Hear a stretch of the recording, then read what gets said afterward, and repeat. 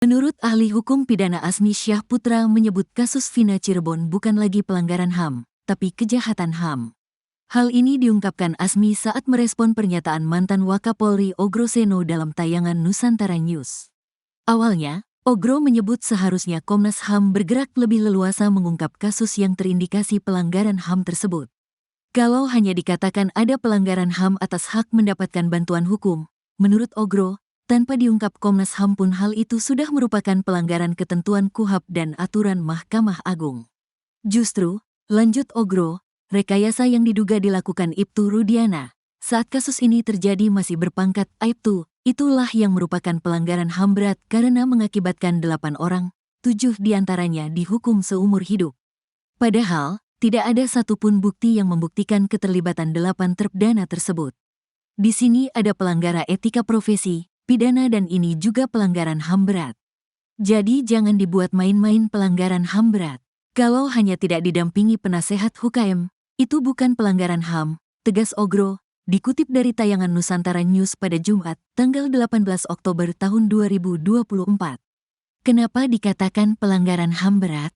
Menurut Ogro, seseorang dijadikan tersangka dan menjadi terpidana seumur hidup tanpa alat bukti yang jelas, itu sama saja dengan menjebloskan orang di penjara tanpa ada apa-apa. Jadi yang ditemukan Komnas HAM, sumir, ringan, katanya. Ketika kasus Vina ini sudah dinyatakan sebagai pelanggaran HAM, maka hal ini harus direspons oleh Kejaksaan Agung untuk membawanya ke peradilan HAM. Dengan demikian, hak asasi manusia itu benar-benar dijamin oleh negara, tegasnya. Pernyataan Ogro Seno diamini pakar hukum pidana Universitas Trisakti, Azmi Syahputra. Sumir dong, kalau saya mengatakan malah bukan sekadar pelanggaran, tapi kejahatan HAM. Sehingga Komnas HAM harus berani dan tegas lagi, katanya. Menurut Azmi, di kasus Vina Cirebon ini ada penyalahgunaan kewenangan dan prinsip-prinsip hukum yang dilanggar seperti penggeledahan tanpa izin dan tidak melibatkan penyidik wilayah setempat. Penyalahgunaan kewenangan terlihat nyata ketika kasus ini justru melibatkan unit narkoba Polres Cirebon Kota yang tidak ada sangkut pautnya dengan tindak pidana ini. Yang menyalahgunakan kewenangan unit narkoba, kenapa yang direkom Komnas HAM unit narkoba lagi? Padahal ini beda kewenangan, ini kriminal umum, kata Azmi di program yang sama. Menurut Azmi, dengan kasus yang diduga di skenario atau by design, seharusnya Komnas HAM berani. Bukan pelanggaran saja, tapi jelas ini kriminal, ini kejahatan sejak awal, tegasnya. Ditambahkan Ogro, kalau keluarga terpidana bisa menggugat hal ini di peradilan HAM internasional bisa, jika kasus ini tidak disidangkan dalam peradilan HAM khusus. Menurut Ogro, pelanggaran HAM ini tidak selesai hanya diselesaikan dalam sidang kode etik. Mana bisa pelanggaran HAM dikasih sanksi, kode etik tidak masuk akal, tegasnya. Komnas HAM membeberkan temuan terbarunya terkait kasus Vina Cirebon.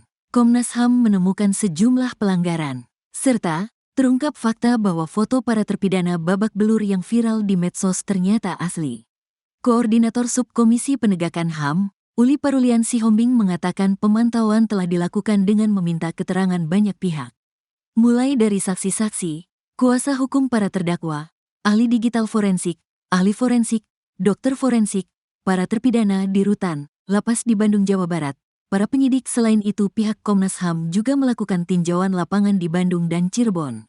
Berdasarkan pemantauan, Komnas HAM menyimpulkan ada 3 jenis pelanggaran HAM berdasarkan Undang-Undang Hak Asasi Manusia Nomor 39 Tahun 1999, kata Uli melalui keterangannya, Senin, 10/14/2024, melansir dari Tribun News.